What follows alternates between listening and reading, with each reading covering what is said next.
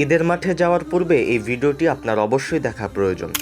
ঈদের সকাল এক অন্যরকম অনুভূতি, আর এই সুন্দর দিনটাকে আরও বরকতময় করতে আমাদের প্রিয় নবী হযরত মুহাম্মদ সাল্লাল্লাহু আলাইহি সাল্লাম আমাদের শিখিয়ে গেছেন কিছু ছোট ছোট সুন্নাহ। প্রথম সুন্নাহ হলো ঈদের নামাজে যাওয়ার আগে কিছু খেয়ে নেয়া, বিশেষ করে খেজুর খাওয়া উত্তম। এটাই ছিল প্রিয় নবী সাল্লাল্লাহু আলাইহি সাল্লামের অভ্যাস। দ্বিতীয় সুন্নাহ হলো গোসল করা ও পরিষ্কার পরিচ্ছন্ন থাকা।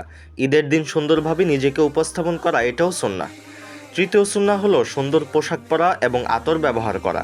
ঈদের দিনে পরিপাটি থাকা ইসলামের সৌন্দর্যের অংশ। চতুর্থ সুন্নাহ হলো এক রাস্তা দিয়ে ঈদগাহে যাওয়া এবং অন্য রাস্তা দিয়ে ফিরে আসা। এই সুন্নাহ আমাদের প্রিয় নবী সাল্লাল্লাহু আলাইহি সাল্লাম পালন করতেন। এবং সবচেয়ে গুরুত্বপূর্ণ বিষয় হলো তাকবীর পাঠ করা।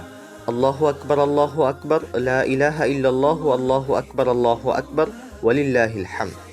চলুন এই ঈদে আমরা শুধু আনন্দই না, বরং সুন্নাহ অনুযায়ী ঈদ উদযাপন করি। এই ছোট ছোট আমলই আমাদের ঈদকে করবে আরও সুন্দর, আরও বরকতময়।